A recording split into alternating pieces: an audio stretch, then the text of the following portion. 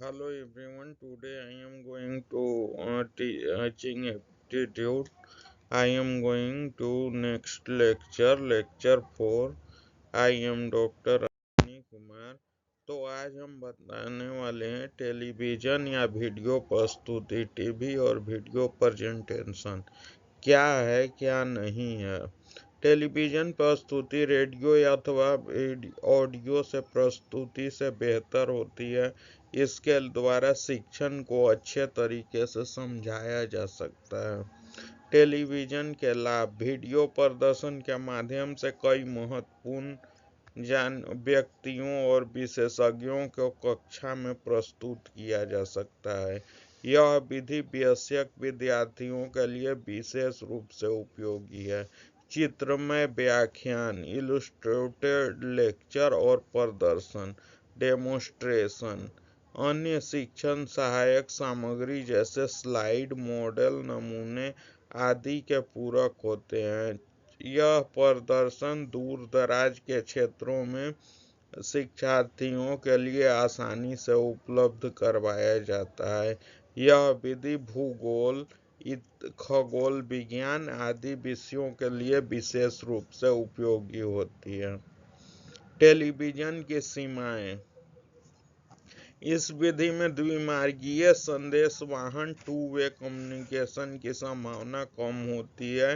इस विधि में जटिल प्रसारण अवधि टेलीकास्ट पीरियड को समायोजित करने में कठिनाई होती है।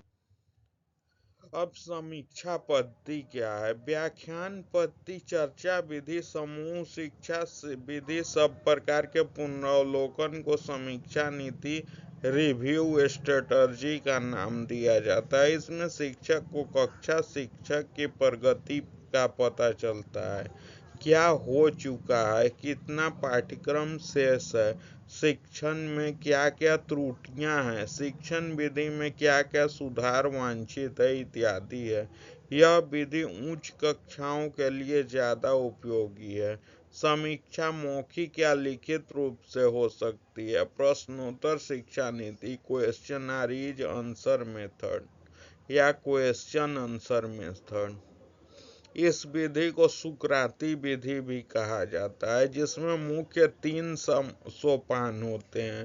पहला प्रश्न निर्माण, दूसरा उसका प्रस्तुतिकरण एवं छात्रों के माध्यम से नवीन ज्ञान देना मनोवैज्ञानिक सिद्धांतों पर आधारित है।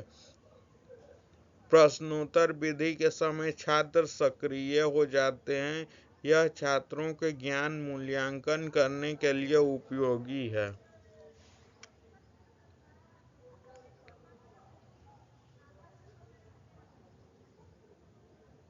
लघु समूह निर्णय विधियां: शिक्षण के small group of teaching method. शिक्षण के अधिकतर तरीके छोटे समूह में दिखाने के लिए उपयोग लिए जाते हैं। यह निम्न तरीके के हैं, जैसे समूह विचार विमर्श, सेमिनार, परियोजना का काम, संरक्षण निभाना इत्यादि। अगले अनुच्छेद में इन विधियों की संक्षिप्त चर्चा की गई है। सामूहिक परिचर्चा, ग्रुप डिस्कशन। समूह चर्चा छोटे बच्चों को सिखाने के लिए मूल विधियां बेसिक मेथड में से एक है। इस समूह को संचार और पारस्परिक विचार विमर्श के रूप में वर्णित किया जा सकता है। समूह चर्चा 3 प्रकार की हो सकती है: पूर्णतया नियोजित, आंशिक रूप से नियोजित और अनियोजित। वज्र वार्तालाप समूह वार्तालाप का ही रूपांतरण है, जिसमें छोटे समूहों के साथ लघु संक्षिप्त संचरण एवं उद्देश्यपूर्ण चर्चा सत्र होता है, जिसको निष्कर्ष पूरी कक्षा के सामने प्रस्तुत किया जाता है और उस पर उत्तर प्रश्न उत्तर सत्र होता है। समूह परिचर्चा के रूप: चर्चा के मुख्य प्रकार कक्षा चर्चा, औपचारिक चर्चा, समूह एक संगोष्ठी के संदर्भ में चर्चा, अभियुक्त संगोष्ठी सम्मेलन हो सकते हैं। कक्षा चर्चा, क्लास डिस्कशन, यह कक्षा के भीतर चर्चा का एक अनौपचारिक ढंग है। इस स्थिति में शिक्षक एक नेता के रूप में कार्य करता है, विषय को प्रस्तुत करता है तथा चर्चा का मार्गदर्शन और निर्देशन भी करता है। छात्र भी एक नेता की भूमिका निभाता है तथा मुख्य बिंदुओं को उसके द्वारा किसी और छात्र के द्वारा ब्लैक बोर्ड पर नोट किया जा सकता है। औपचारिक समूह चर्चा, फॉर्मल ग्रुप डिस्कशन। औपचारिक समूह चर्चा में एक छोटी समूह चर्चा और एक बड़ी समूह चर्चा सम्मिलित होती है। यहाँ किसी विषय के कई पहलुओं पर भी चर्चा की जा सकती है। चर्चा प्रारंभ करने के लिए एक शिक्षक अध्यक्ष व्यक्ति के रूप में कार्य करता है। वह चर्चा के लिए विषय का परिचय देता है तथा चर्चा के उद्देश्यों की व्याख्या भी की जाती है। यहाँ छात्रों को 3 से 5 के छोटे समूह में बांटा जा सकता है। शिक्षक एक सूत्रधार और संसाधन व्यक्ति के रूप में कार्य करता है। वह आवश्यकता अनुसार समूहों की सहायता के लिए उपलब्ध है। चर्चा समय काल में पहल, समन्वय और नियंत्रण किया जाता है। एक अभिलेखी चर्चा के बिंदुओं को नोट करता है। आवंटन समय के अंत में अधिक से अधिक 30 मिनट से सभी समूह एक बड़े समूह के रूप में पुनः एकत्रित किया जाते हैं। प्रत्येक छोटे समूह का नेता या अभिलेखी प्रतिवेदन प्रस्तुत करता है और फिर शिक्षक सामान्य चर्चा का नेतृत्व करके बिंदुओं को स्पष्ट कराता है तथा अंत में चर्चा को सारांशित करता है। समूह चर्चा निम्न प्रकार की होती है। नियोजित प्लान, यह निष्कर्षण और उद्देश्यों के बारे में निश्चित है, जिसमें चर्चा एक शिक्षक द्वारा उचित क्रम में निर्देशित की जाती है। आंशिक रूप से नियोजित पार्टली प्लान, यहाँ समापन और प्रारंभिक कथन ज्ञात है लेकिन इस बीच चर्चा निर्देशित नहीं है या तो बहुत कम निर्देशित है। अनियोजित अनप्लान, चर्चा के लिए प्रस्तुत विषय बना किसी प्रारंभिक वक्तव्य के हैं और इसके बाद की चर्चा बिना प्रशिक्षक मार्गदर्शन के पूरी तरह स्वतः स्फूर्त है। समूह चर्चा के लाभ, इसमें समूह के सभी सदस्यों की सहभागिता होती है। इसमें प्रशिक्षुओं ट्रेनीज की गहन सोच को विकसित किया जाता है ताकि वे अपने विचारों और राय को स्वतंत्र रूप से व्यक्त कर सकें। समूह मौखिक चर्चा अशाब्दिक और लिखित संचार कौशल विकास के लिए उपयुक्त होती है। समूह चर्चा की सीमाएं, यदि समूह चर्चा व्यवस्थित न हो तो इसमें बहुत समय व्यर्थ हो सकता है। इस विधि में कुछ प्रतिभागियों द्वारा अपने बेहतर संचार कौशल के आधार पर प्रभुत्व डोमिनेंस की संभावना होती है। इस विधि में प्रशिक्षुओं का आकलन करना कठिन होता है। समूह चर्चा के आयोजन के लिए सामान्य सिद्धांत, उद्देश्यों को स्पष्ट रूप से परिभाषित किया जाना चाहिए और सभी प्रतिभागियों द्वारा समझा जाना चाहिए। समूह के सदस्यों को मानसिक रूप से तैयार होकर आना चाहिए। उनमें चर्चा किए जाने वाले विषय के रूप में बुनियादी ज्ञान होना चाहिए। परिनियामक मॉडरेटर को कार्यवाही और मार्गदर्शन और समन्वय करने की आवश्यकता है ताकि चर्चा को बिंदु पर रखा जा सके।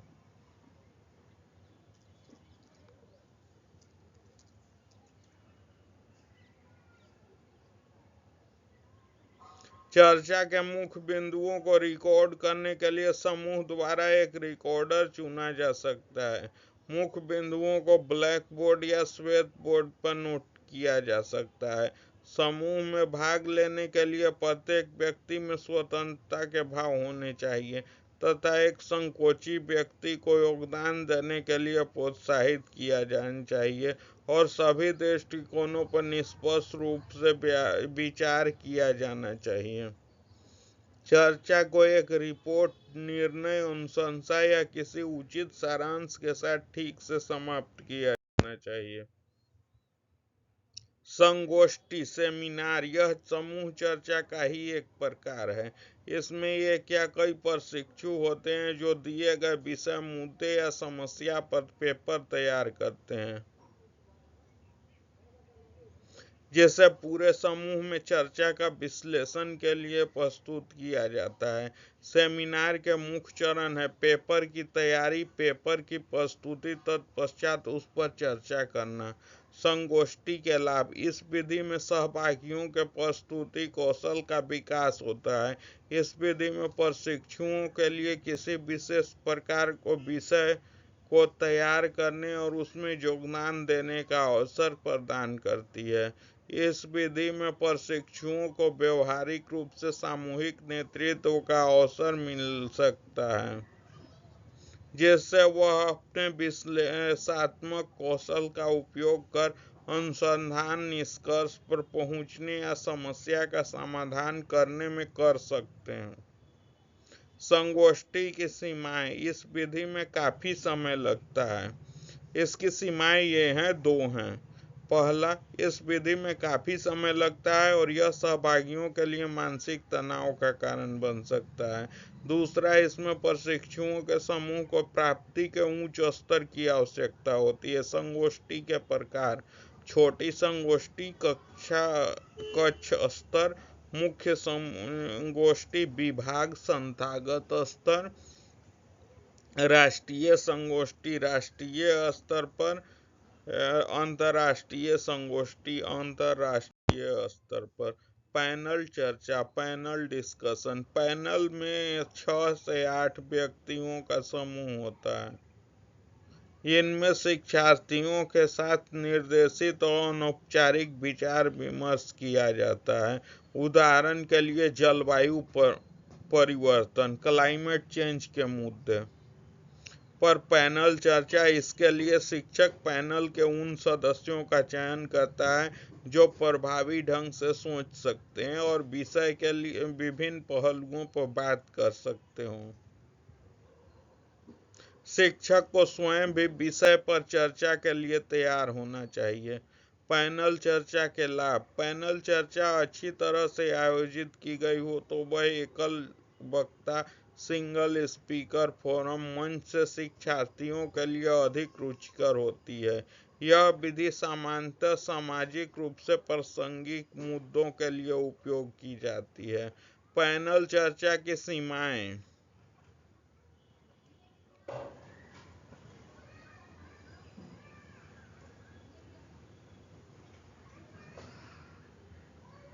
इस विधि के में विशेषज्ञों को एकल मंच, सिंगल फोरम पर लाना कठिन होता है। प्रायः यह देखने में आता है कि इस विधि में शिक्षार्थी सक्रिय रूप से भाग नहीं लेते। परियोजना विधि, प्रोजेक्ट मेथड, जॉन डीवी के शिष्य किलपैट्रिक इस विधि के प्रमुख संस्थापक हैं। परियोजना वह क्रिया है जिसमें पूर्ण सहभागिता के साथ सामाजिक वातावरण में लक्ष्य प्राप्त किया जाता है। इस परिविधि में छात्रों के समक्ष एक समस्या प्रस्तुत की जाती है। छात्र उसका हल निकालने में एक निश्चित अवधि तक के लिए प्रयासरत रहते हैं। शिक्षक उसके मार्गदर्शक बन सकते हैं, उसकी एक निश्चित प्रारूप फॉर्मेट के रूप में भी बनती है। परियोजना के लाभ,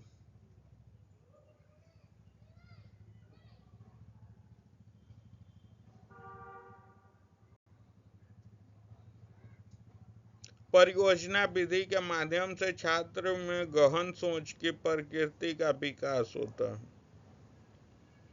इस विधि के माध्यम से छात्र समूह में कार्य, टीम वर्क करने के लिए प्रेरित होते हैं।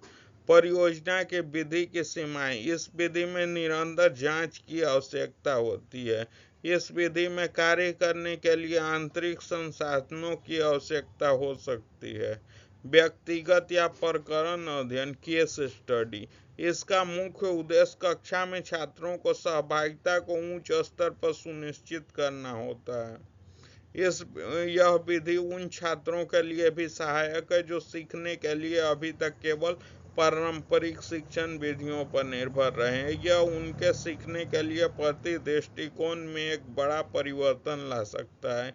यह अध्ययन आमतौर पर व्यक्तियों द्वारा एक संगठन के रूप में वास्तविक स्थिति का वर्णन कराना, निर्णय लेना, चुनौती का सामना करना इत्यादि है। इस विधि का प्रयोग मुख्यतः मनोविज्ञान, प्रबंधन, जीव विज्ञान, विधिक अध्ययन, लीगल स्टडी, समाज शास्त्र, इतिहास आदि विषयों में किया जाता है।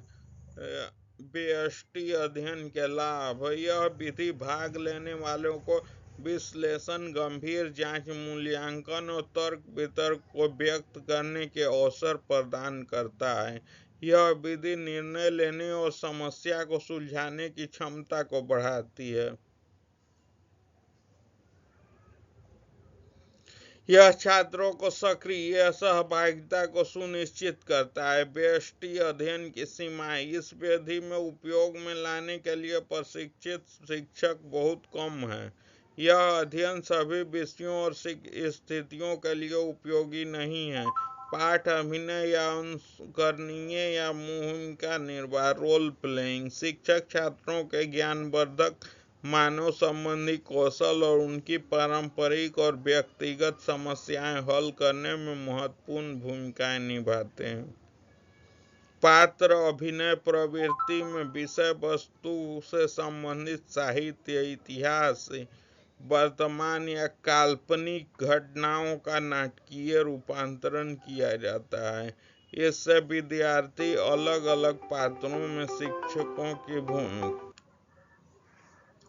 व्यष्टि अध्ययन की सीमाएं। इस विधि का उपयोग में लाने के लिए प्रशिक्षित शिक्षक बहुत कम है। यह अध्ययन सभी विषयों और स्थितियों के लिए उपयोग नहीं है। रोल प्ले का। शिक्षक छात्रों के ज्ञानवर्धक, मानव संबंधी कौशल और उनकी पारंपरिक और व्यक्तिगत समस्याएं हल करने के में महत्वपूर्ण भूमिका निभाते हैं। पात्र अभिनय प्रवृत्ति में विषय वस्तु से संबंधित साहित्यिक, ऐतिहासिक, वर्तमान, काल्पनिक घटनाओं और नाटकीय रूपांतरण किया जाता है। इससे विद्यार्थी और अलग अलग पात्रों की भूमिका निभाते हैं। इससे उनको प्रत्यक्ष अनुभव होता है और उनके मानवीय कौशल भी बेहतर बनाते जाते हैं। एग्जाम्पल जैसे कि स्कूल हो गया, वहाँ पे कोई इवेंट है, उसमें नाटक करवाए जाते हैं जिसमें अभिनय पात्र और विभिन्न तरीके के ये घटनाओं का नाटकीय रूपांतरण किया जाता है। जैसे 15 अगस्त को शिक्षक दिवस के अवसर पे, 26 जनवरी के शुभ अवसर पे, या एनुअल डे, रिजल्ट के देने के टाइम पे, इस टाइप से ये पात्र की भूमिका निभाई जाती है। नाटक मंचन होता है स्टेज पर स्कूल, कॉलेज या यूनिवर्सिटीज में। ठीक है। पात्र अभिनय के लाभ। यह वास्तविक जीवन में स्थितियों की एक झलक है। जैसे कि एग्जाम्पल,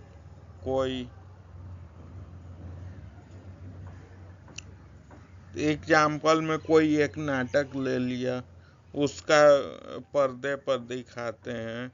यह विधि समूह के प्रत्येक स्कूल, कॉलेजों में यह विधि समूह के प्रत्येक सदस्य की सहभागिता पर बल देती है।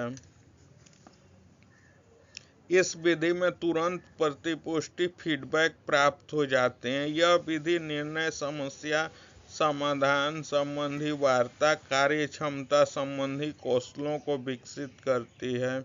यह विधि सहभागिताओं के दृष्टिकोण को बदलने में महत्वपूर्ण भूमिका होती है। अब नेक्स्ट चलते हैं पात्र अभिनय की सीमाएं। इसके अप्रत्याशित परिणाम, अनप्रेडिक्टेबल परिणाम भी हो सकते हैं। प्रायः वास्तविक जीवन की परिस्थितियां भूमिका निभाने से अधिक जटिल होती हैं। इस विधि में पर्याप्त मात्रा में संसाधनों की आवश्यकता होती है। व्यक्तिगत शिक्षण प्रणाली, पर्सनलाइज्ड सिस्टम इंस्ट्रक्शन, शिक्षण की व्यक्तिगत प्रणाली को सामग्री का चयन करने के अलावा सभी विषय वस्तुओं के लिए उपयोग के लिए किया जा सकता है। यह लिखित सामग्री के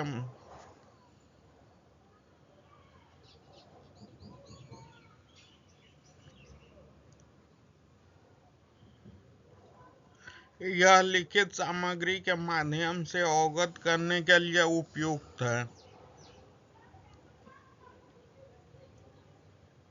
इस प्रणाली में मूलतः 5 तत्व होते हैं। सीखने में निपुणता पहला, दूसरा आत्मगति, तीसरा लिखित सामग्री पर अधिक बल, चौथा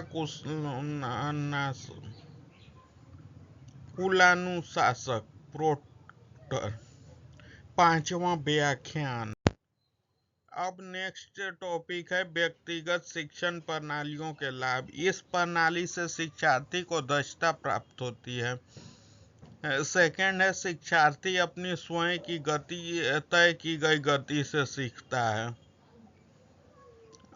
अब नेक्स्ट टॉपिक व्यक्तिगत शिक्षक प्रणाली की सीमाएं। यह तीव्रता से फर्स्ट में होगा, यह तीव्रता से परिवर्तित होती हुई पाठ्यक्रम सामग्री के लिए उपयुक्त नहीं है।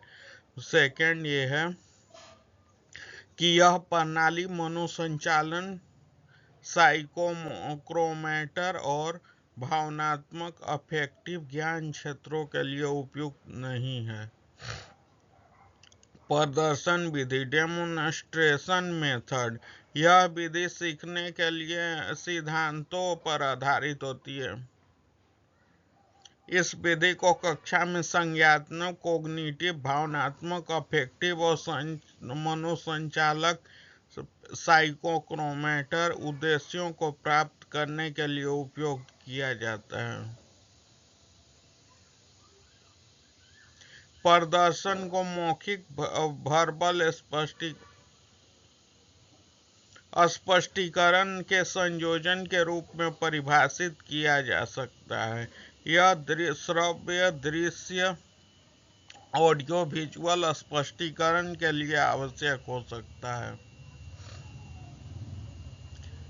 अगला है प्रदर्शन विधि के लाभ। यह विधि वस्तुओं, विचारों और सामग्री को समझने में प्रभावशाली है। इस विधि में अमूर्त एब्स्ट्रैक्ट अवधारणाओं को प्रभावी ढंग से समझाया जा सकता है। यह विधि उद्देश्यों को संज्ञानात्मक, कॉग्निटिव, भावनात्मक, अफेक्टिव और मनोसंचालक साइकोमोटर ज्ञान क्षेत्र में प्राप्त करने के लिए उपयोगी है। प्रदर्शन की सीमाएं, इस विधि में प्रयोगात्मक एक्सपेरिमेंटल प्रक्रिया में भाग लेने के लिए केवल कुछ ही अवसर होते हैं। शिक्षार्थी केंद्रित पद्धति, लर्नर सेंटर्ड मेथड, ये विधियां शिक्षार्थियों की व्यक्तिगत जरूरतों को ध्यान में रखकर विकसित की जाती हैं।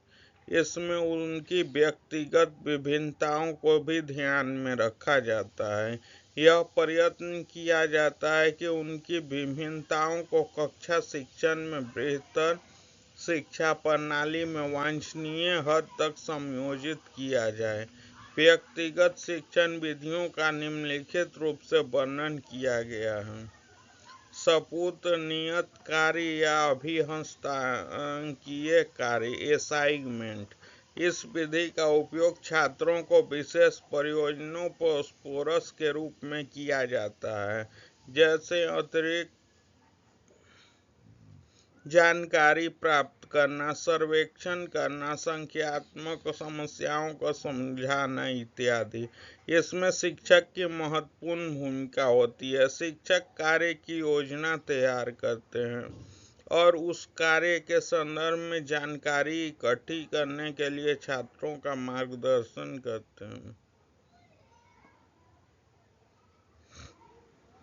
यह किसी भी विषय पर तैयार की जा सकती है, लेकिन एक ऐसी होनी चाहिए जिसमें छात्र उसमें मात्र पुस्तकों से ही अनुकृति कॉपी न कर सके।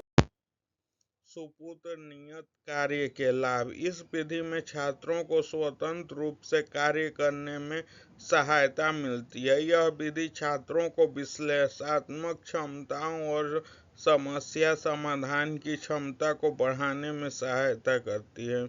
यह विधि छात्रों को और अधिक रचनात्मक बनने के लिए प्रेरित करती है। सपूर्त नियत कार्य की सीमा। यदि कार्य को असावधानी से आयोजित न किया जाए तो छात्र एक दूसरे की सामग्री को अनुकृति कर देते हैं। क्रमादेशित निर्देश, प्रोग्राम्ड इंस्ट्रक्शन। क्रमादेशित निर्देश शिक्षण की उच्च संरचित प्रणाली के लिए एक सामान्य शब्द है जो आत्मगति सेल्फ पैलेस के तार्किक क्रम लॉजिकल स्टेप्स पर आधारित होता है। इसमें शिक्षार्थी प्रत्येक चरण के बाद तुरंत प्रतिपुष्टि फीडबैक प्राप्त कर सकते हैं। क्रमादेशित निर्देशों के लाभ। नियमित रूप से प्रतिपुष्टि। यह शिक्षार्थी की सक्रिय सहभागिता को सुनिश्चित करता है और यह किसी भी विषय के लिए उपयोग किया जा सकता है। क्रमादेशित निर्देश की सीमा। इसमें कुछ समय के बाद शिक्षार्थी की प्रेरणा कम हो सकती है। कंप्यूटर आधारित शिक्षण, कंप्यूटर बेस्ड टीचिंग।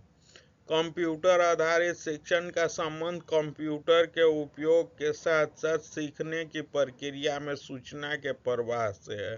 कंप्यूटर में किसी पुस्तक या वीडियो टेप की तुलना में अधिक शीघ्रता से और सही जानकारी प्रदान करने के लिए छात्रों की आवश्यकता अनुसार प्रतिपुष्टि देने की क्षमता होती है। क्रमादेशित निर्देश के लाभ। इसमें अन्य विधि की तुलना में अधिक लचीलापन और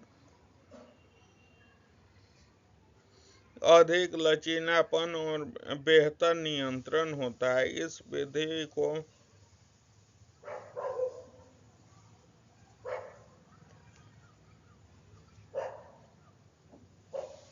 विधि को अभ्यास, सिमुलेशन और मॉडलिंग इत्यादि में प्रभावी ढंग से उपयोग किया जा सकता है।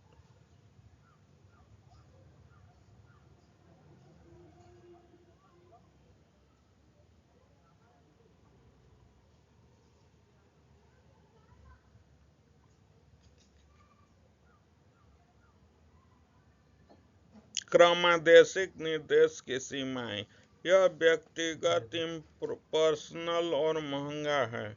परस्पर संवादात्मक वीडियो, इंटरैक्टिव वीडियो। शिक्षण की इस विधि को संज्ञानात्मक, मनोसंचालन, भावनात्मक उद्देश्यों को प्राप्त करने के लिए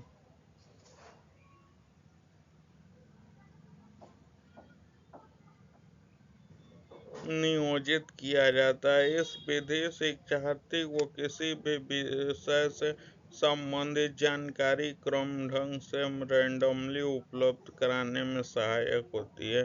जिससे शिक्षार्थी अपने कार्य के परिणामों के बारे में तत्काल प्रतिपुष्टि प्राप्त कर सकते हैं। इंटरैक्टिव वीडियो का सार वीडियो अनुकरण के अनुभव के साथ साथ वास्तविक छवियों के रूप में अधिक संख्या में वीडियो से है।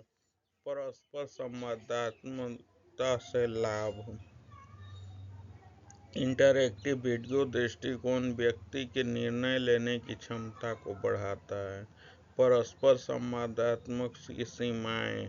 इस विधि में काफी समय लगता है और संसाधन की विशेष आवश्यकताएं होती है। मुक्त अधिगम ओपन लर्निंग यह शिक्षण प्रदान करने की लचीली विधि है।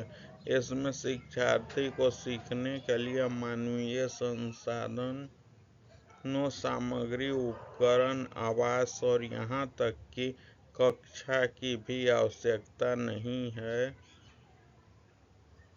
इस विधि में शिक्षण के लिए प्रवेश पर कोई प्रतिबंध नहीं होता।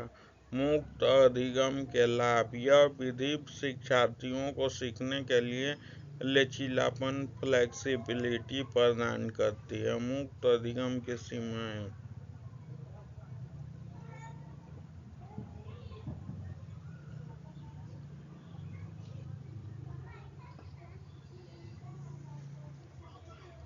मुक्त अधिगम की सीमाएं यह विधि भावनात्मक अफेक्टिव शिक्षण उद्देश्यों और मनोसंचालन साइकोमोटर प्राप्त करने के लिए उपयुक्त नहीं है। इस विधि में समय विशेषज्ञता और संसाधनों की आवश्यकता होती है और यह विषयों के तेजी से बदलते स्वरूप के लिए उपयोगी नहीं है। सतत अनुकरण सिमुलेशन मेथड सतत अनुकरण को शायद किसी शिक्षण की प्रवृत्ति के बजाय प्रशिक्षण की प्रविधि कहना अधिक उचित होगा। इस प्रवृत्ति में ऐसी कृत्रिम परिस्थितियां उत्पन्न की जाती हैं जो कि वास्तविक स्थितियों से बहुत मेल खाती हैं। इसके बाद प्रशिक्षकों या शिक्षार्थियों को उन परिस्थितियों में प्रशिक्षित किया जाता है। उदाहरण के लिए पायलट और अंतरिक्ष यात्रियों का प्रशिक्षण कृत्रिम स्थितियों में होता है। विधि में मशीनरी उपकरण आदि पर अधिक पूंजी निवेश की आवश्यकता होती है, लेकिन सामान्य व्यय रूटीन एक्सपेंडर कम होता है। इस विधि में सुरक्षा पहलुओं का विशेष ध्यान रखा जाता है। ऐतिहासिक खोज विधि डिस्कवरी मेथड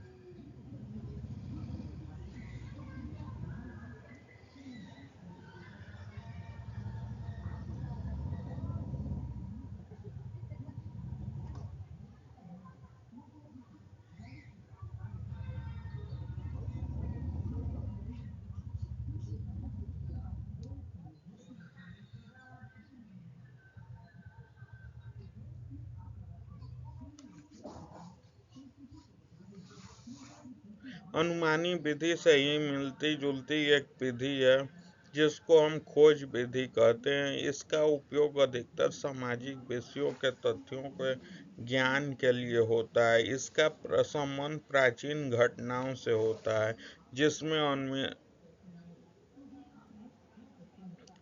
विधि वैज्ञानिक विषयों एवं वर्तमान से संबंधित है। सहयोगात्मक अधिगम उपागम कोलैबोरेशन लर्निंग अप्रोच कुछ विधियां लघु समूह चर्चा के सहयोगात्मक अधिगम के उपागम के अंतर्गत आती हैं। यह विधियां एक उद्देश्य और विभिन्न समूहों पर आधारित होती है जिसमें शिक्षक और साध्यक्ष फैसिलिटेटर मॉडरेटर के रूप में कार्य करता है। हम एनसीईआरटी द्वारा दी गई अनुशंसा के अनुसार ऐसी 4 विधियां मस्तिष्क झंझावाती कार्य समूह अनुशिक्षण और अन्वेषण समूह का वर्णन कर रहे हैं। मस्तिष्क झंझावाती विचार मंथन और विप्लव विधि ब्रेनस्टॉर्मिंग यहाँ किसी समस्या की पहचान की जाती है, तत्पश्चात लघु समूह बनाए जाते हैं।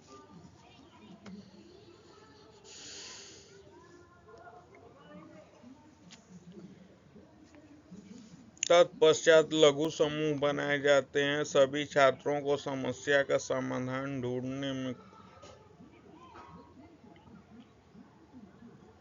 ढूंढने तथा अपने विचारों को व्यक्त करने के लिए प्रेरित किया जाता है। यह मन मानचित्रण माइंड मैपिंग के रूप में हो सकता है। सभी विचारों का स्वागत किया जाता है, किसी विचार की आलोचना नहीं की जाती, तथापि कुछ विचारों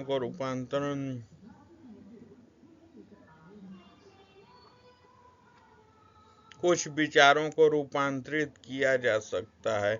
इसमें विचार उत्पन्न करना, सृजनात्मकता आदि कौशल विकसित होते हैं।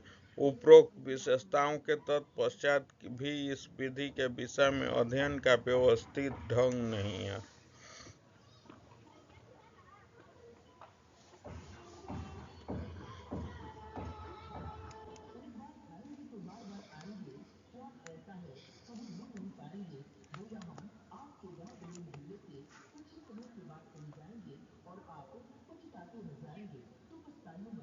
विचार मंथन के मुख्य पहचान सहजता,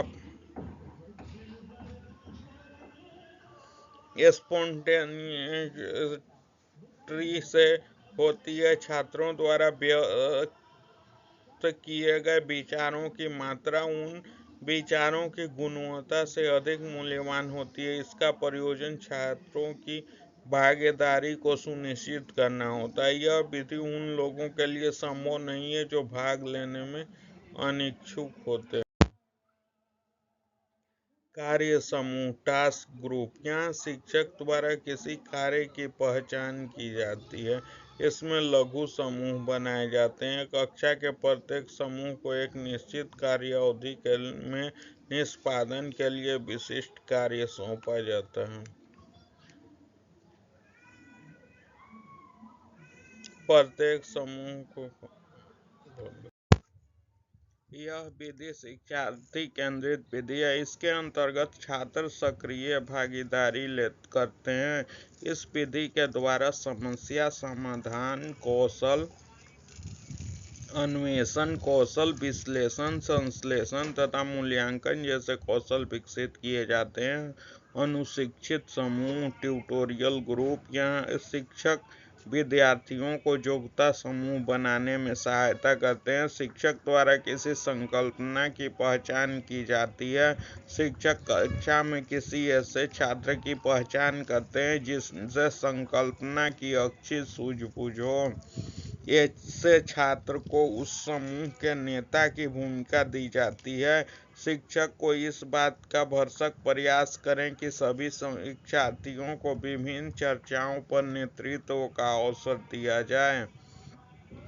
समूह दल के नेता को प्रत्येक सदस्य के अधिगम को सुसाध्य फैसिलिटेटर, मॉडरेटर बनाने में सहायता करने का कार्य सौंपा जाता है।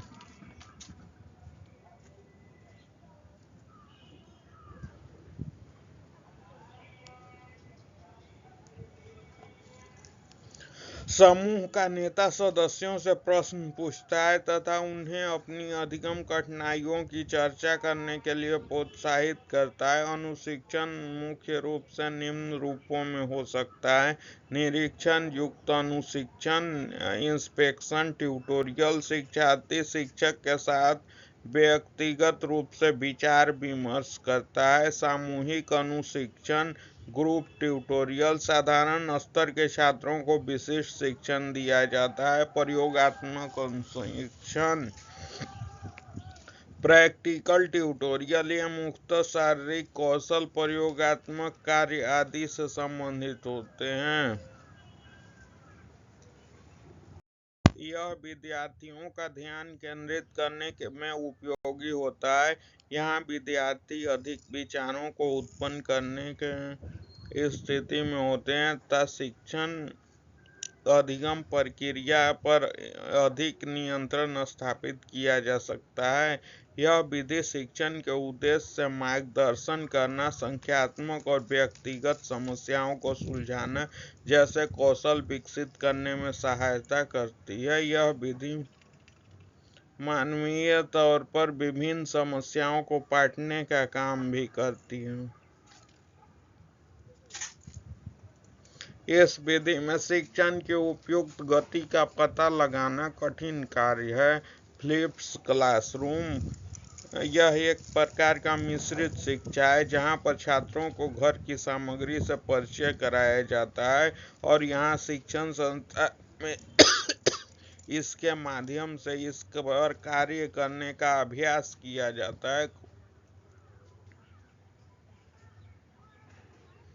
एक सामान्य फ्लिप्ड क्लासरूम परिदृश्य में छात्र घर पर पहले से रिकॉर्ड किए गए वीडियो देख सकते हैं, फिर प्रश्नों और कम से कम कुछ पृष्ठभूमि ज्ञान से लैस होमवर्क करने के लिए शिक्षण संस्थान आ सकते हैं। यह शिक्षा संस्थान में नई सामग्री शुरू करने, फिर घर पर स्वतंत्र रूप से छात्रों को पूरा करने के लिए होमवर्क और परियोजनाओं पर कार्य करने की प्रक्रिया प्रथा के विपरीत है।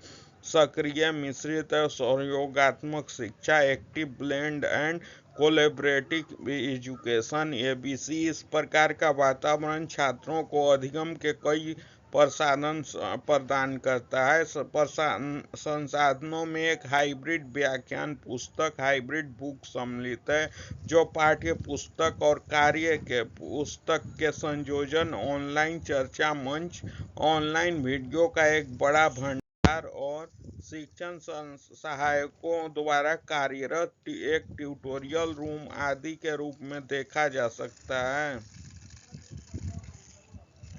इसकी उपयोगिता छात्रों पर निर्भर करती है। छात्रों ने मिश्रित संरचना को इसलिए महत्व दिया क्योंकि उसने उन्हें सीखने के संसाधनों के लिए तत्काल और अतुल्यकालिक दोनों पहुंच प्रदान की। छात्र संसाधनों का उपयोग होमवर्क की समस्या को हल करने, परीक्षा के लिए अध्ययन करने और पाठ्यक्रम में अपनी वैचारिक समझ में सुधार करने में सहायता करने के लिए करते हैं। एकेडमिक बैंक ऑफ क्रेडिट, यह 5 तथ्यों समय, स्थान, मोड, गति और भाषा की क्षमता का समाविष्ट है। इसके अलावा हमें लचीलेपन, गुणवत्ता, रुचियां, छात्र केंद्रितता, अपने स्वयं के पाठ्यक्रम तैयार करना, अध्ययन का वास्तविक विश्व और पूर्ण तैयारी पर परीक्षा देना आदि विषयों पर ध्यान रखना पड़ता है। विभेदित अनुदेश, डिफरेंशिएटेड इंस्ट्रक्शन, विभेदित अनुदेश शिक्षण की गतिशील और सक्रिय विधि है। इस विधि में शिक्षक सिखाने के लिए विभिन्न योजनाओं और तरीकों का उपयोग करते हैं। यह विधि बड़े समूह, लघु समूह और व्यक्तिगत अनुदेशों का संयोजन कॉम्बिनेशन है।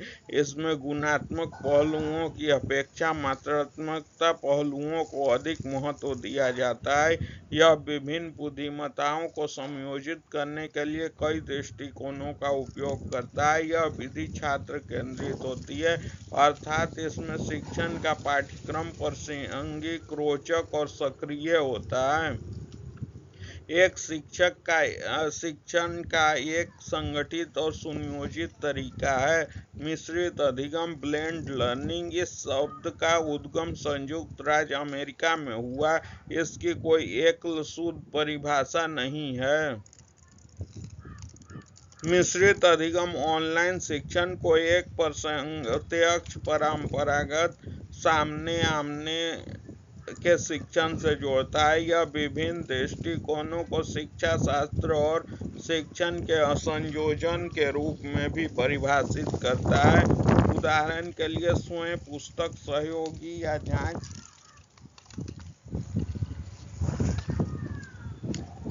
पर आधारित अध्ययन। मिश्रित अधिगम का मुख्य लक्ष्य है वितरण के तौर तरीकों में संयोजन के अनुभव द्वारा कुशल और प्रभावी शिक्षा प्रदान करना।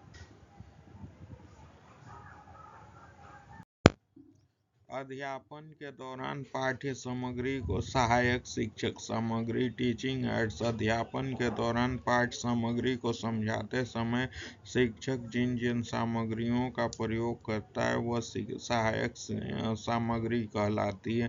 किंतु आधुनिक शिक्षा प्रणाली में सहायक सामग्री के संदर्भ में कई नवाचार हुए हैं जिनकी सहायता से अध्ययन को रोचक और प्रभावपूर्वक बनाया जा सकता है। इन सामग्रियों द्वारा शिक्षा ज्ञान न केवल छात्रों में उत्साह जागृत करता है वरन लंबे समय तक स्मृति पटल पर अंकित रह सकता है। सहायक सामग्रियों के प्रयोग के समय शिक्षक भी अपने अध्यापन के प्रति उत्साहित रहता है। परिणाम स्वरूप कक्षा का वातावरण सदैव सकारात्मक बना रहता है। कार्टर एक गुड के अनुसार कोई भी जिसके माध्यम से शिक्षण प्रक्रिया को उद्दीपित किया जा सके अथवा श्रवणेंद्रिय संज्ञाओं के द्वारा आगे बढ़ाया जा सके वह शिक्षण सामग्री कहलाती है। शिक्षण सहायक सामग्रियों के प्रकार। Types of teaching ads. निर्देशात्मक सुविधाएं इंस्ट्रक्शनल फैसिलिटी। शिक्षण निर्देशात्मक सुविधाएं या शिक्षण अधिगम सामग्री को मुख्य शिक्षण सुविधाओं का अंग माना जाता है। इन्हें निर्देशात्मक सुविधाएं भी कहा जाता है जो शिक्षण अधिगम प्रक्रिया में सहायक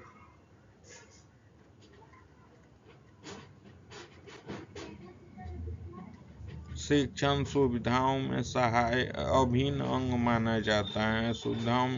इन्हें निर्देशात्मक सुविधाएं भी कहा जाता है जो शिक्षण अधिगम प्रक्रिया में एक प्रशिक्षक की सहायता करती है। वे शिक्षक विधियों के पूरक हैं और स्वयं शिक्षक सामग्रियों की तरह स्वावलंबी नहीं हैं।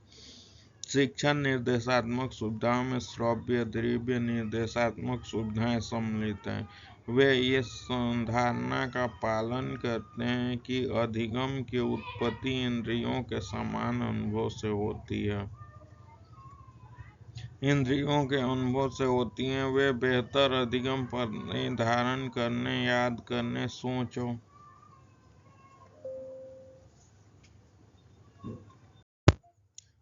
और तर्क गतिविधि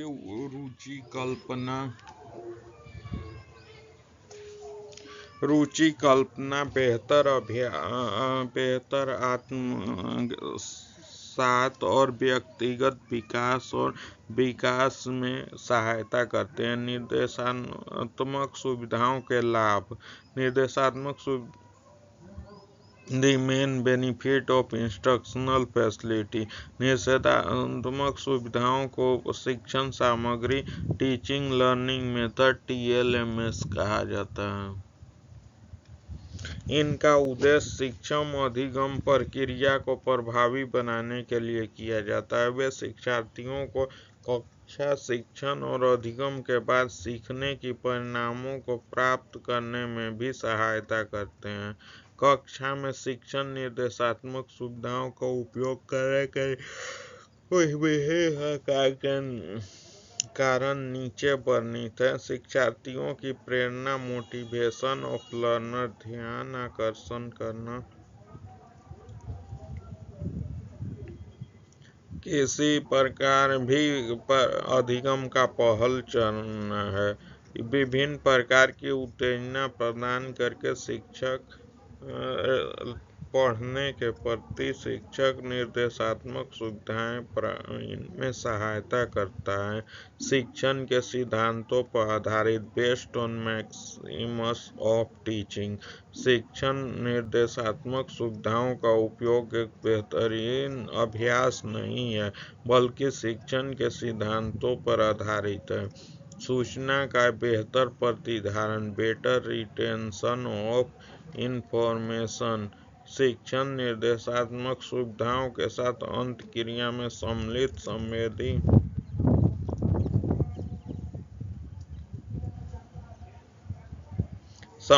संवेदी चैनलों की वो संख्या जितनी अधिक होगी सूचना का प्रतिधारण उतना ही अधिक होगा। शिक्षण निर्देशात्मक सुविधाएं अभिवृत्ति में परिवर्तन को सुगम बनाती है। Teaching instructional facility facilitate charge in attitude.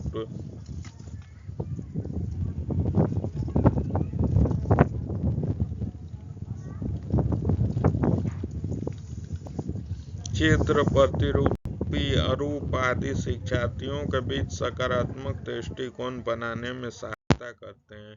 कक्षा शिक्षण का बेहतर संगठन, better organisation of classroom teaching.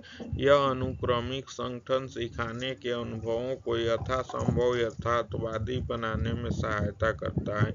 यह मौखिक या दृश्य संचार में कमियों को दूर करने में सहायता करता है।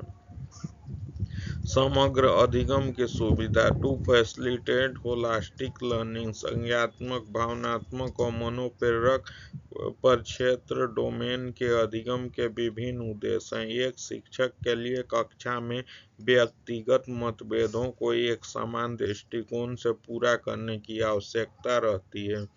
वैज्ञानिक मनोवृत्ति को बढ़ावा देना, प्रमोशन ऑफ साइंटिफिक टेम्पर। शिक्षण निर्देशात्मक सुविधाओं से वैज्ञानिक मनोवृत्ति को बढ़ावा मिलता है, जो शिक्षा का एक मुख्य लक्ष्य है। व्यवहारिक अनुप्रयोग, प्रैक्टिकल एप्लीकेशन। शिक्षण निर्देशात्मक सुविधाएं व्यवहारिक अनुप्रयोगों में सैद्धांतिक ज्ञान के अनुप्रयोग को दर्शाती है। अधिगम को आनंददायक बनाना, मेकिंग लर्निंग फन। शिक्षार्थी नई वस्तुओं को संभालने की नवीनता का आनंद लेते हैं, उनके माध्यम से नई अवधारणाएं सीखते हैं।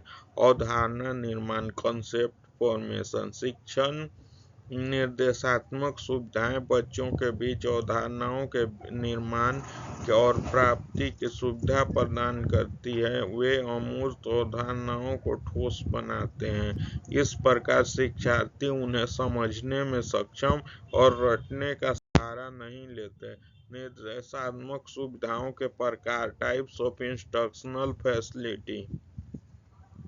शैक्षिक प्रौद्योगिकी को दो श्रेणियों में विभाजित किया जा सकता है, हार्डवेयर दृष्टिकोण और सॉफ्टवेयर दृष्टिकोण। यंत्रोपवस्तु दृष्टिकोण, हार्डवेयर अप्रोच।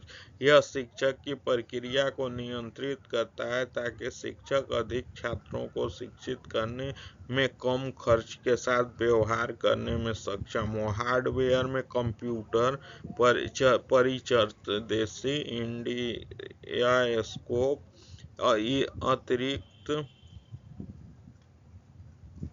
ईपीडियास्कोप, अतिरिक्त प्रक्षेपण, प्रोजेक्टर, रेडियो, स्लाइड और फिल्म प्रोजेक्टर। अंतर्गत इंद्रियों के अनुसार शैक्षिक प्रौद्योगिकी को श्रव्य, दृश्य और श्रव्य दृश्य निर्देशात्मक सुविधाओं में विभाजित किया जाता है। प्रयोग के आधार पर यहाँ 3 प्रकार की सुविधाएं हैं। श्रव्य निर्देशात्मक फैसिलिटी वे निर्देशात्मक उपकरण है जिसके माध्यम से केवल एक संदेश सुना जा सकता है। हम अपना 50% से अधिक समय सुनने में व्यतीत करते हैं। यह हमारे जीवन में श्रव्य संचार माध्यम के महत्व को दर्शाता है।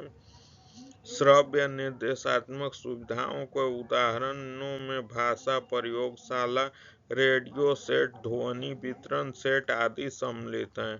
दृश्य निर्देशात्मक सुविधाएं, विजुअल इंस्ट्रक्शनल फैसिलिटी। निर्देशात्मक उपकरण जिनके माध्यम से केवल संदेश देखा जा सकता है दृश्य निर्देशात्मक सुविधाओं के रूप में जाने जाते हैं। उदाहरणों में poster, flash card, chart, bulletin chart, नक्शे, मॉडल, फोटोग्राफ आदि सम्मिलित हैं।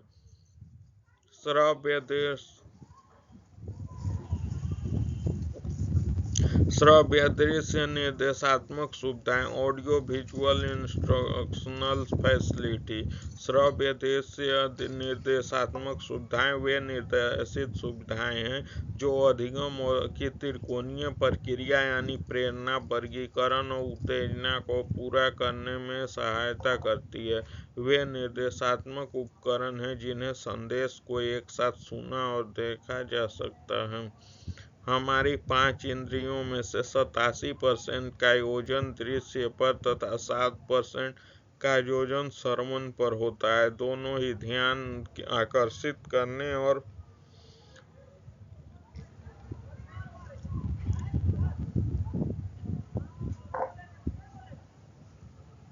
अधिगम को बढ़ावा देने वाले प्रमुख कारण हैं। श्रव्य दृश्य निर्देशात्मक सुविधाओं के उदाहरण में टेलीविजन, वीडियो, फिल्म, वृत्त चित्र फिल्में आदि सम्मिलित हैं। सॉफ्टवेयर दृष्टिकोण। सॉफ्टवेयर दृष्टिकोण व्यवहार में संदर्भ में शिक्षण उद्देश्यों, शिक्षण के सिद्धांतों, शिक्षण के तकनीकों, निर्देश प्रणाली के सुदृढ़ीकरण, प्रतिक्रिया, समीक्षा और मूल्यांकन से संबंधित है। सॉफ्टवेयर दृष्टिकोण प्रौद्योगिकी के सभी तीन बुनियादी घटकों यानी इनपुट, प्रोसेस और आउटपुट को विकसित करने का प्रयास करता है।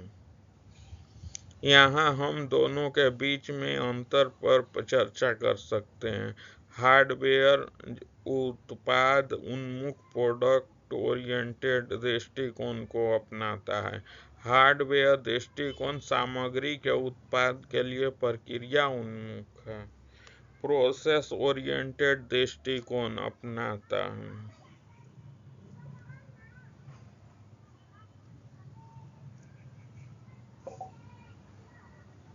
हार्डवेयर शिक्षा में प्रौद्योगिकी, टेक्नोलॉजी और एजुकेशन के लिए माना जाता है।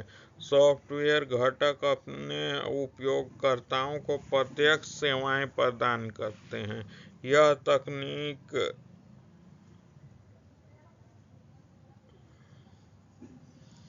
यह घटक अपने उपयोगकर्ताओं को प्रत्यक्ष सेवाएं प्रदान नहीं करते। यह शिक्षा की तकनीक के लिए टेक्नोलॉजी ऑफ एजुकेशन माना जाता है। तर्क, गतिविधि, रुचि, कल्पना, बेहतर आत्मसात और व्यक्तिगत विकास और व्यक्ति में सहायता करते हैं। निषेधात्मक सुविधाओं के मुख्य लाभ। The main benefit of instructional facility. निषेधात्मक सुविधाओं को शिक्षण अधिगम सामग्री, टीचिंग लर्निंग मेथड, TLMS के रूप में भी जाना जाता है। इनका उपयोग शिक्षण अधिगम प्रक्रिया को प्रभावी बनाने के लिए किया जाता है।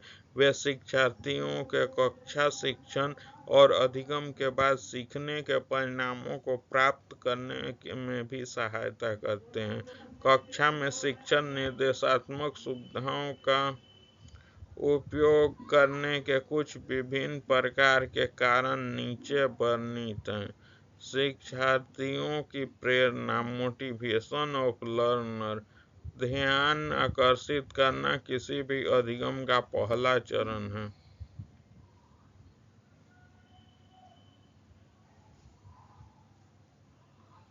विभिन्न प्रकार की उत्तेजना प्रदान करके शिक्षण निर्देशात्मक सुविधाएं इसमें सहायता करती है। शिक्षण के सिद्धांतों पर आधारित, based on Maximus of teaching. शिक्षण निर्देशात्मक सुविधाओं का उपयोग एक बेहतरीन अभ्यास नहीं है, बल्कि शिक्षण के सिद्धांतों पर आधारित है। सूचना का बेहतर प्रतिधारण।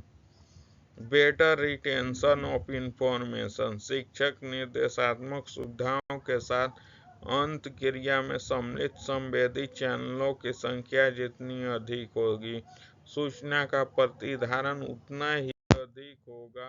शिक्षण निर्देशात्मक सुविधाएं अभिवृत्ति में परिवर्तन को सुगम बनाती हैं।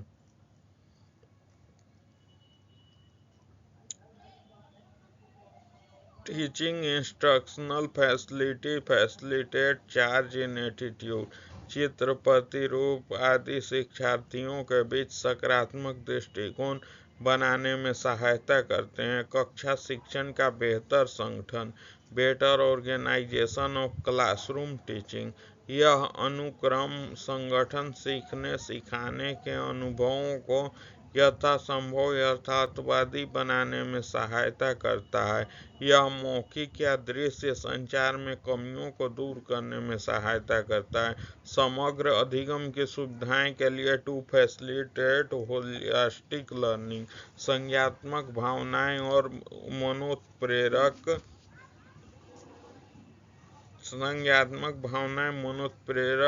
क्षेत्र डोमेन में अधिगम के विभिन्न उद्देश्य हैं।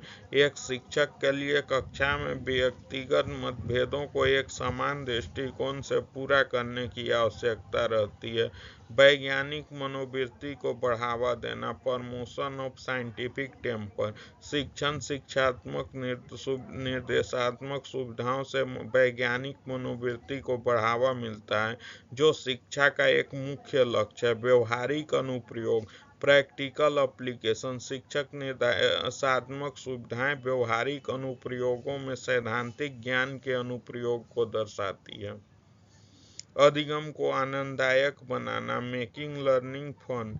शिक्षार्थी नई वस्तुओं को संभालने में नवीनता प्रदान का आनंद लेते हैं और उनके माध्यम से कई नई अवधारणाएं सीखते हैं।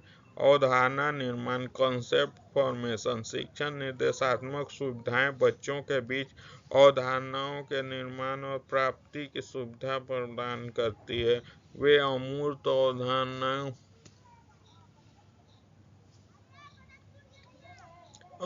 अवधारणाएं को ठोस बनाते हैं। इस प्रकार शिक्षार्थी उन्हें समझने में सक्षम होते हैं और रटने का सहारा नहीं लेते हैं। निर्देशात्मक सुविधाओं के प्रकार, टाइप्स ऑफ इंस्ट्रक्शनल फैसिलिटी। शिक्षण प्रौद्योगिकी को दो श्रेणियों में विभाजित किया जा सकता है: हार्डवेयर दृष्टिकोण, सॉफ्टवेयर दृष्टिकोण। यंत्रोपवस्तु दृष्टिकोण, हार्डवेयर अप्रोच। यह शिक्षक की प्रक्रिया को यंत्रीकृत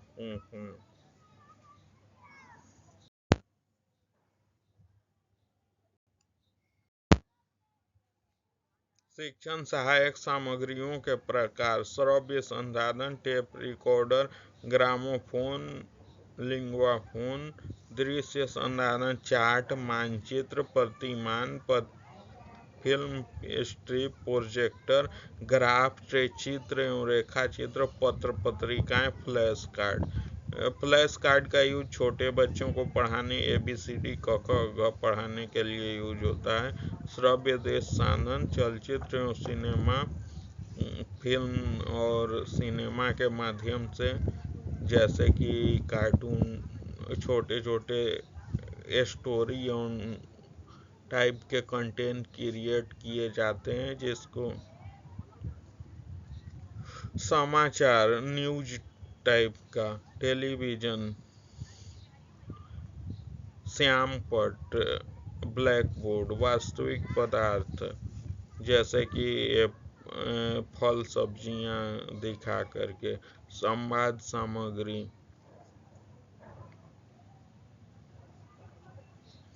श्रव्य साधन, ऑडियो एड। श्रव्य साधन, इनका संबंध श्रवणेंद्रिय कानों से होता है। इसको सुनकर छात्र ज्ञान प्राप्त करते हैं। उदाहरण के लिए रेडियो, टेप रिकॉर्डर, ग्रामोफोन इत्यादि। आजकल स्मार्टफोनों में इनमें से लगभग सभी श्रव्य साधनों को आत्मसात कर लिया है। इनके स्वर के द्वारा समझ सूचनाएं प्राप्त हो जाती है। श्रव्य संसाधन की विशेषता यह है कि यह श्रोता की काल्पनिक शक्ति, इमेजिनेटिव पावर को उद्दीपित करती है,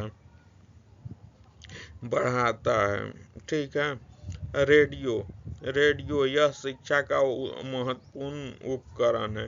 पुराने जमाने में रेडियो के माध्यम से ही पढ़ाई किया जाता है, जैसे कि नालंदा विश्वविद्यालय की पढ़ाई रेडियो के माध्यम से ही होता था। वर्तमान में नवीन यंत्रों के रहते इनके प्रयोग में कमी आई है, किंतु ग्रामीण अंचलों में आज यह प्रभावशाली है। सन 1936 में आकाशवाणी के पहले समाचार बुलेटिन का प्रसारण हुआ। वर्ष 1937 में रेडियो पर स्कूल प्रसारण सबसे पहले कलकत्ता रेडियो स्टेशन पर किया गया और इसी वर्ष भारतीय state broadcasting service all India radio बन गई।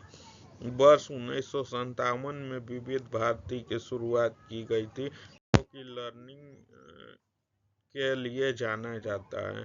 टेप रिकॉर्डर का माध्यम से किसी प्रकरण की विषय वस्तु, वार्ता आदि को आवश्यकता अनुसार कक्षा में प्रस्तुत किया जा सकता है। इसका प्रयोग निदानात्मक एवं उपचारण शिक्षण में उपयोगी सिद्ध हुआ है। ग्रामोफोन तथा लिंग्वाफोन, रेडियो की ही भांति यह शिक्षण का प्राचीन माध्यम है। इस वर्तमान में इसका प्रयोग न के बराबर या कम ही देखने को मिलता है। इसके माध्यम से छात्रों के अशुद्ध उच्चारणों को शुद्ध करने में काफी मदद मिलती है।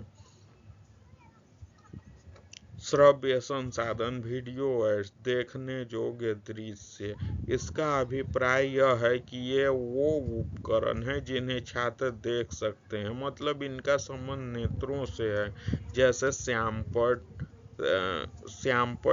चित्र, मानचित्र, मुख चित्र, चित्र विस्तारक यंत्र। दृश्य सामग्री वह सहायक सामग्री है जिसमें दृश्य इंद्रियों का प्रयोग किया जाता है। प्रमुख दृश्य शिक्षण सहायक सामग्रियों का वर्णन किया गया है, नीचे किया गया है। चार्ट। जब किसी वस्तु के प्रतिमान मॉडल उपलब्ध न हो, ग्राफ इत्यादि शिक्षण के लिए उपयोगी साबित हो सकते हैं। चार्ट के माध्यम से वांछित पाठ्य वस्तु या सूचना को आकर्षक तरीके से छात्रों को तक पहुंचाया जा सकता है। इससे समय की भी बचत होती है। विद्यार्थी भी इसको बनाने की प्रक्रिया से कुछ सीखते हैं। एक चार्ट में ही उद्देश्य हो तो अच्छा है, ताकि स्पष्टता बनी रहे। मानचित्र एवं ग्लोब, मैप्स और ग्लोब। इसका प्रयोग किसी भी जगह की उचित भौगोलिक स्थिति, स्थान, एक स्थान से दूसरे स्थान की दूरी, क्षेत्रफल इत्यादि जानने के लिए किया जाता है। इसका उपयुक्त स्केल के अनुसार बने होते हैं।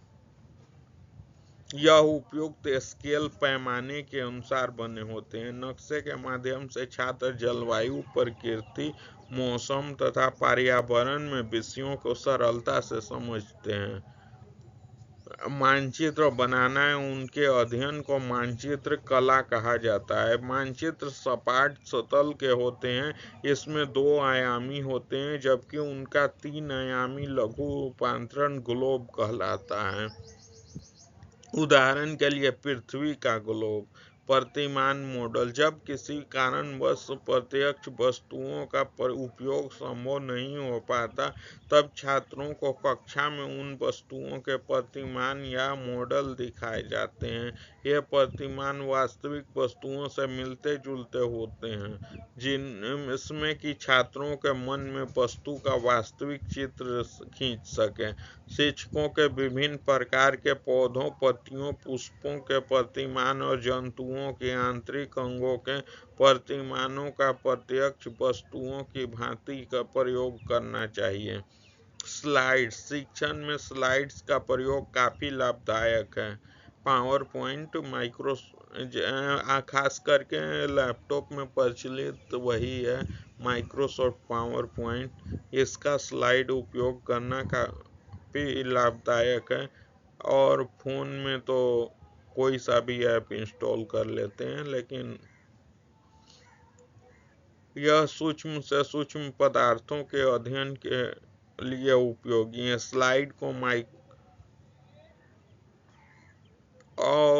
एक और दूसरी स्लाइड आती है जो कि माइक्रोस्कोप से देखने वाली होती है।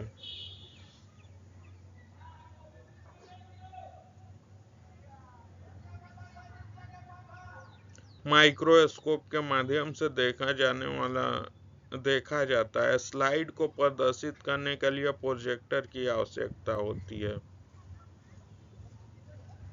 स्लाइड के प्रयोग से शिक्षक कठिन, जटिल और सूक्ष्म बातों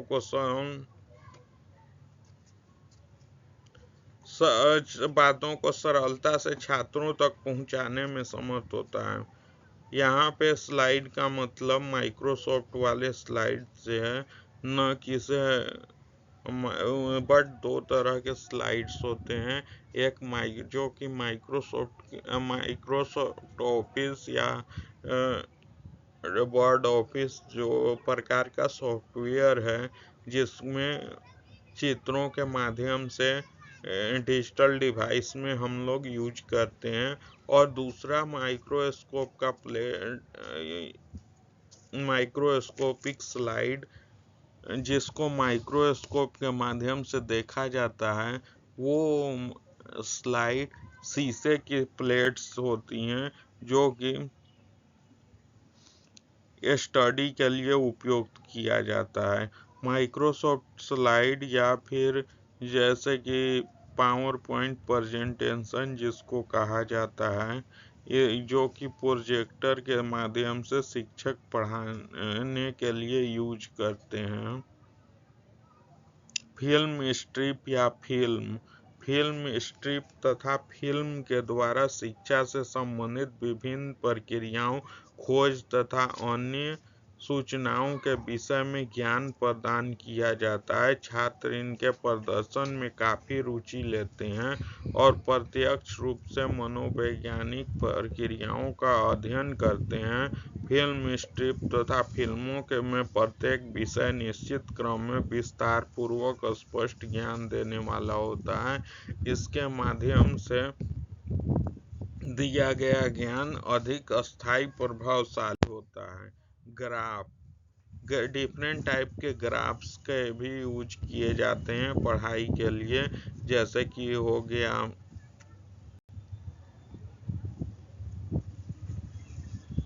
बार ग्राफ, पाई ग्राफ, ETC एक्सेट्रा। इनके द्वारा सांख्यिकीय परिणामों, वही स्टैटिकल परिणामों संबंधों को के दृश्य के रूप में प्रदर्शित किया जाता है। सामान्यतः 4 प्रकार के ग्राफ होते हैं। इनके बारे में अधिक रेखा चित्र एवं रेखा पिक्चर लाइन ड्राइंग, इसके माध्यम से छात्र प्रत्यक्ष अनुभव तथा सरलता से ज्ञान प्राप्त कर लेते हैं। इनके द्वारा स्वास्थ्य, संस्कृति और जीवन पद्धति में संबंधित बातों को आसानी से छात्रों को बताया जाता है। ये कक्षा में मौखिक वर्णन का पूरक बन जाते हैं। पत्र पत्रिकाएं, न्यूज़पेपर और मैगजीन, विभिन्न समाचार पत्रों एवं पत्र पत्रिकाओं के द्वारा पाठ्यक्रम के कई विषयों को उदाहरण देकर श्रेष्ठ ढंग से समझाया जाता है। जैसे विभिन्न तरह के पत्रिकाएं आती हैं, छोटे बच्चों के लिए कहानी, चंपक नंदन, इस टाइप की पत्रिकाएं, और बड़े बच्चों के लिए मंथली पत्रिकाएं आती हैं जिसमें जीके, दर्शन शास्त्र इत्यादि का यूज होता है। क्रॉनिकल और बहुत सारी पत्रिकाएं आती हैं। फ्लैश कार्ड, यह एक सामग्री प्रायः छोटी कक्षाओं के लिए ज़्यादा उपयुक्त होते हैं, जिसके कार्ड के माध्यम से शब्द चित्र को जोड़ना, शब्दों में मात्राओं को जोड़ना सिखाया जाता है। फ्लैश कार्ड का प्रस्तुतिकरण पोस्टर बोर्ड पर एक के बाद एक करके किया जाता है। लक्षित दर्शक के सामने प्रस्तुत बातों को रोचक तरीके से रखा जाता है। एक फ्लैश कार्ड में जैसे 2 कार्ड हैं, 2 आम के हैं, 2 इमली के हैं, अब टोटल कितने हुए, इस टाइप के। श्रव्य दृश्य संसाधन, ऑडियो विजुअल एड्स, दृश्य श्रव्य उपकरणों का संबंध छात्रों की आंखों एवं दोनों कोनों से है।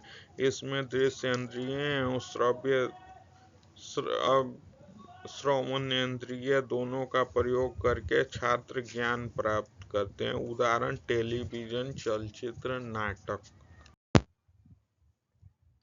कंसेप्ट, मानचित्रण, इस मानचित्र को शिक्षण की एक विधि के रूप में 1960 में टोनी बुचान द्वारा विकसित किया गया था। यह मानचित्र मानचित्र किसी कार्य विशेष, केंद्रीय अवधारणा या विचार विषय से संबंधित मुख्य बिंदुओं या तर्कों को रेखाचित्र द्वारा दर्शाया गया। इसमें शिक्षार्थी के मन में सरलीकृत छवि बन जाती है। संक्षेप में कहें तो यह मानचित्र किसी विषय वस्तु का चित्रात्मक वर्णन है। शिक्षार्थी विभिन्न पहलुओं के बीच परस्पर संबंध सहजता से स्थापित कर सकता है। अगर यह रंगीन हो तो वह और भी रोचक हो जाता है।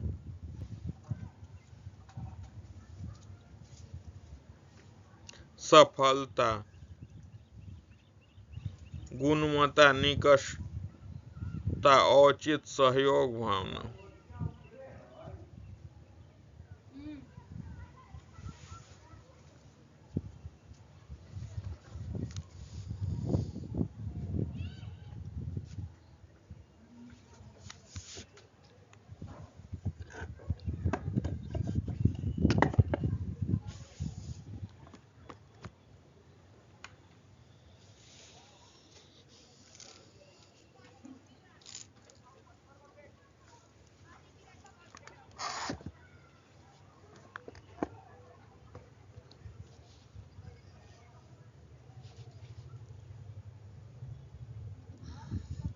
विषय वस्तु, विचार, उपविचार, उपविचार, उपविचार,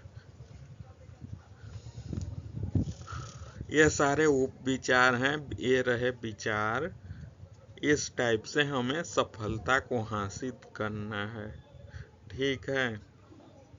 सहयोग भावना, क्लासमेट एक दूसरे को सहयोग नहीं करेंगे तो कौन सहयोग करेगा। जैसे कि एक ने मैथ सॉल्व किया, दूसरे को नहीं आता, तो वो दूसरे को बताएगा औचित्य सही है या गलत, वो देखना। और गुणवत्ता, जिसकी गुणवत्ता खराब है उसको भी मतलब कि हेल्प करके क्लासमेट्स उसकी गुणवत्ता को अच्छी करते हैं। निष्कपटता, इसमें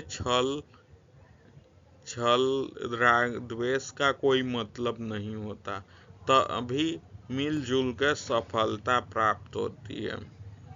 और इस सफलता में स्कूल कॉलेज का भी नाम रोशन होता है। जो विद्यार्थी अच्छे नंबर लाएंगे उसमें उनको ट्रॉफी मिलेगी, और ट्रॉफी मिलेगी तो कॉलेजों स्कूलों का भी तो नाम रोशन होगा कि हमारे यहाँ से हमारे इस छात्र ने हमारे इस ट्रॉफी को प्राप्त किया। तो ये गर्व की बात होती है। अब आगे चलते हैं। इसका आजकल इनका डिजिटलीकरण रूपांतर भी इंटरनेट के माध्यम से उपलब्ध हो जाता है। पाठक अपने विचार आपस में एक संपादन से आदान प्रदान करते हैं। अवधारणा मानचित्रण, कंसेप्ट मैपिंग, यह निराकार को मन मस्तिष्क में साकार रूप देने के लिए होता एक सफल प्रयास है। यह भी मानचित्रण जैसा ही है। अवधारणा मानचित्र को 1984 में मानक के रूप देने में प्रयास किया गया, जो कि मुक्ता आशुबेल का सार्थक अधिगम की प्रक्रिया के सिद्धांत आशुबेल थ्योरी ऑफ मीनिंगफुल लर्निंग पर निर्भर करता है। इसका मुख्य लाभ यह है कि इससे जटिल विषय वस्तुओं को सरलतम ढंग से प्रस्तुत किया जा सकता है। यह एक प्रकार की कक्षा शिक्षण में किसी अवधारणा को व्यवस्थित करने और समझाने के लिए विकसित की गई चित्रात्मक विधि है। इसमें किसी मुख्य अवधारणा के लिए उपभागों को एवं उनके बीच में संबंध के अधिगम हायरार्की को चित्र के रूप में दर्शाया जाता है। मुख्य अवधारणा को शीर्ष पर एवं उप अवधारणाओं को नीचे क्रम में दर्शाया गया है। इसके लिए सबसे पहला कार्य अवयवों को चिन्हित करना है। श्रव्य सहायक सामग्री के लाभ, इस सामग्री के द्वारा छात्र शिक्षक को अधिक स्पष्टता से समझ सकते हैं। यह सहायक सामग्री छात्रों का अधिक ध्यान केंद्रित करती है, उनकी शिक्षण में रुचि तथा स्मरण शक्ति को बढ़ाती है। श्रव्य दृश्य उपकरण छात्रों को तेजी, व्यापकता इन कम्प्रहेंसिव मैनर में सीखने में मदद करते हैं। इनका बेहतर तरीके से उपयोग होने के कारण शिक्षक के समय की भी बचत होती है। श्रव्य दृश्य उद्दीपन स्टिमुली कहे जाने गए शब्दों की अपेक्षा अधिक प्रभावशाली। श्रव्य दृश्य उपकरण छात्रों को तेजी से, व्यापकता इन कम्प्रहेंसिव मैनर को से सीखने में मदद करते हैं। इसका बेहतर तरीके से उपयोग करने के कारण प्रशिक्षण के समय की भी बचत होती है।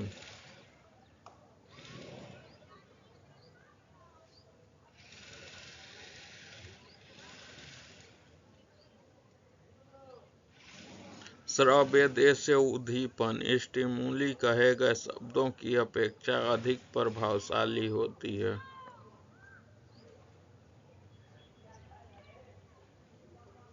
श्रव्य दृश्य सहायक सामग्री की सीमाएं। यदि श्रव्य दृश्य सहायक सामग्री को अधिक स्पष्टीकरण के साथ न दिखाया जाए तो इसका शिक्षार्थियों पर विकृत प्रभाव पड़ सकता है। शिक्षण को केवल बड़े विचारों तक सीमित नहीं किया जा सकता।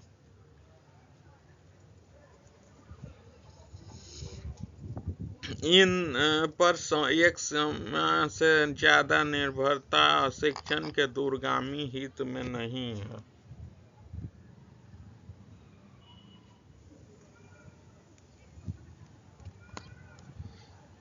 एक शिक्षक और शिक्षार्थी दोनों ही विचारशील और गहन ज्ञान से संकोच और अनिच्छा का दृष्टिकोण पैदा कर सकता है। सहायक सामग्रियों के साधनों की चर्चा करें। मल्टीमीडिया यह एक से अधिक साधनों का संयोजन कॉम्बिनेशन है, लेकिन कई रूपों में शामिल हो सकता है। मीडिया और ऑडियो, विषय, छवि, चित्रात्मक, वीडियो और चलचित्र, cinema, video and audio cinema.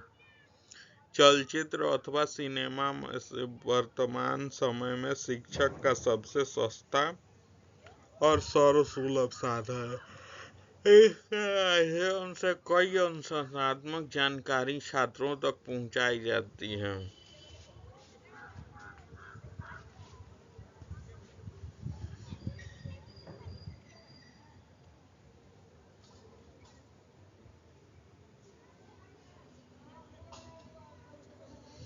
समाचार संबंधित फिल्मों के माध्यम से देश की सामाजिक, आर्थिक, राजनीतिक, सामाजिक घटनाओं से छात्रों को अवगत कराया जा सकता है। यूजीसी के कार्यक्रम आदि की जानकारी व समस्याओं की सहजता से ध्यान आकर्षित कराया जा सकता है। टेलीविजन का 20वीं शताब्दी में वैज्ञानिक और सबसे लोकप्रिय साधनों में महत्वपूर्ण स्थान है। इसमें शिक्षक चाहे तो स्वयं अपनी पाठ्य योजना तैयार कर टेप कर सकता है। अब यह माध्यम काफी संवेदनात्मक, इंटरैक्टिव बनता जा रहा है। श्यामपट्ट, ब्लैक बोर्ड। आजकल श्वेतपट्ट का अधिक प्रयोग किया जाता है। आजकल नहीं, पहले किया जाता था, बट आजकल तो डिजिटल बोर्ड यूज किए जाते हैं। परंपरागत शिक्षण सहायक सामग्री में श्यामपट्ट अधिक उपयोगी है। श्यामपट्ट के बगैर शिक्षण की कल्पना नहीं की जा सकती। शिक्षण के शब्दों में उच्चारण, स्पष्टीकरण, विषय को रुचि बनाने, कठिन अंशों को सरल करने, लिखावट में सुधार लाने, व्याकरण शिक्षण में परिभाषा लिखने, उदाहरण बताने वाले अभ्यासार्थ प्रश्न देने में श्यामपट्ट की आवश्यकता होती है। श्यामपट्ट छात्रों को दिए जाने वाले ज्ञान को सरल और अस्थायी बनाने में सहायता करता है। एक शिक्षक को आत्मविश्वास बनाए रखने में मदद करता है। हमारे पास ग्रामीण विश्वविद्यालयों में जहाँ अन्य श्रव्य सामग्री का अभाव पाया जाता है, श्यामपट्ट का ही प्रयोग किया जाता है। श्यामपट्ट पर, क्योंकि इसमें चौक से लिखा रहता है अतः इसे चौक बोर्ड भी कहा जाता है। श्यामपट्ट कई प्रकार के होते हैं, जैसे कि लकड़ी के श्यामपट्ट, स्थिर श्यामपट्ट, स्टैंड पर श्यामपट्ट, चलित श्यामपट्ट, सीमेंट का श्यामपट्ट, चुंबकीय श्यामपट्ट, ग्लास श्यामपट्ट इत्यादि। बट आजकल के ज़माने में सीमेंट के श्यामपट्ट और ये चाकबोर्ड का यूजेज ही नहीं हो रहा है। हम लोग डिजिटल बोर्ड या फिर लकड़ी प्लाईवुड के श्यामपट्ट का यूज करते हैं, उस पर मार्कर से लिखने के लिए यूज किया जाता है, ताकि जो हाथ पैर कपड़े इत्यादि कम गंदा हो सके।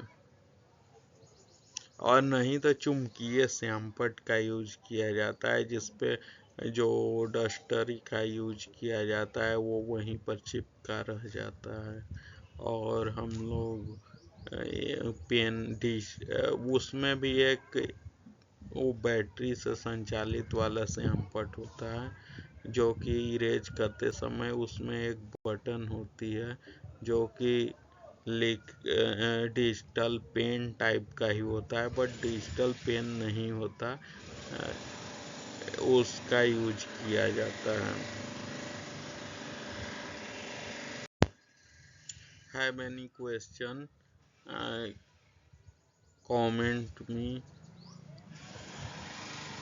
Thanks for watching my videos. Like, share, and subscribe. Thank you.